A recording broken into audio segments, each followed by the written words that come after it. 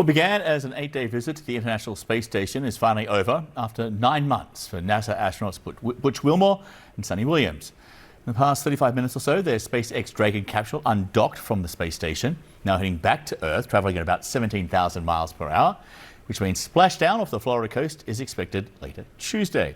Well, for more, David Susi is a CNN safety analyst and former safety inspector with the Federal Aviation Administration. It's been one of those nights. He joins us now live from Denver, Colorado. David, thanks for staying up, and it's good to see you. Hi, John. Good to see you as well. Okay, so the reason why these two astronauts who were left on board the space station was because of helium leaks and thruster problems with Boeing's Starliner. So just to recap here, what's the status of those issues? Have they actually finally been identified and properly fixed? And where does this leave Starliner, in the big picture?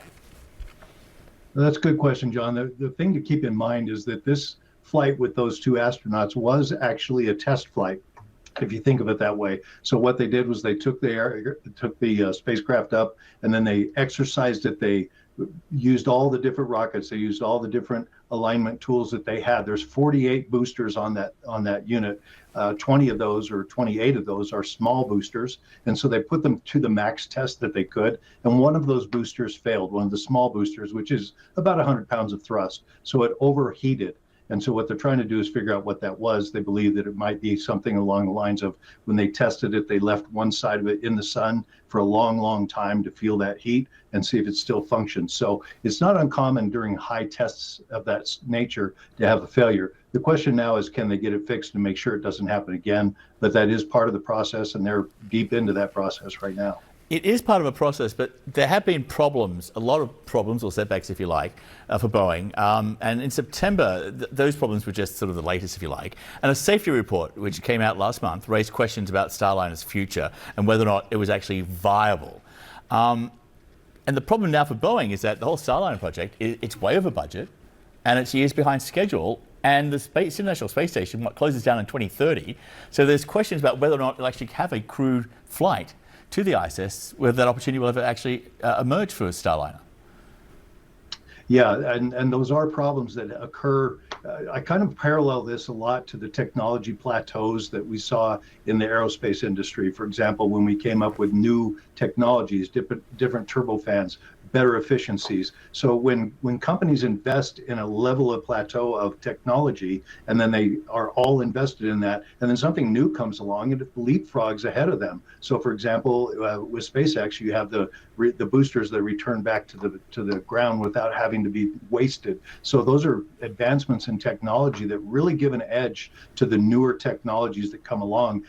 When I did the certification on the Airbus 380, we had that same kind of issue where Airbus was advanced far beyond what Boeing could produce, and so Boeing had to play catch up. And once they did, then it starts to balance out again. But I think we're seeing the same thing in this space race, if you will, with what's going on. But I do see some issues with Starliner being able to get things back up running and become viable before 2030. And for NASA, there's always been this desire to have two viable options to go into space, right? They learned something after the space shuttles disasters, that they needed to have basically one operational and at least one spare, and they don't really have that right now. Yeah, that's right. And so what they're looking for right now is, what options do they have? I think it's important to point out that during this time, while that spacecraft was up in the space station, that NASA did approve that spacecraft to come back to Earth, but only as an emergency. They didn't want to take any risks, but it was approved. Say if something hit the spacecraft and they had to make an emergency descent, they could have done that. In addition, there's always seems to always be a Dragon attached to the space station, or a Soyuz as well. So there are other options for emergency exits, actually 3. In this case now, is there another option? Is there a viable option? And that's what they're going to have to understand, NASA, with this backup option. What do they have now? Is there a knock-on effect here? Because Boeing's have a lot of problems right now with its main business, building and selling commercial planes. I mean, without directly spilling over, but is there some kind of spillover into the space program from those other bigger problems? No, actually, when we did the tours at the aerospace facility versus the commercial aircraft facility, there are really firewalls between them, and that's required by the federal government as well, because there's certain space secrets that are done and isolated from what's going on with commercial airspace. So those are really strict firewalls between them. Now, what you might be thinking of it as something that occurs to me is the bleed over of the safety culture. What is the safety culture? For many years, it started at the top, worked its way down, and that's the way that you look at safety, the way that you look at engineering, and the way that you assess risk.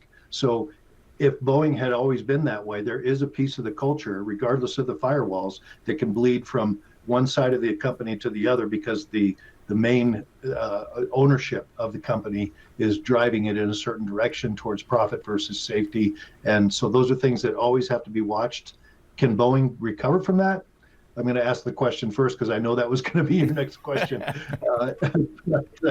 But I believe that they can. They've got to throttle back, though. They've got to come back to a sensible mode of production, both on the space side and on the commercial side. And I think they can recover from this. They have, I think, the right leadership in place with the new CEO. But again, it's a throttle back, and they're going to have to accept their position and maybe drop into that number 2 or even number 3 position for a while they allow themselves to regroup and retool and be ready for the next phase. We've been talking for so many years. You know me so well. David, thank you. Good to see you. Thank you so much for having me, John. Take care, mate. Thank you.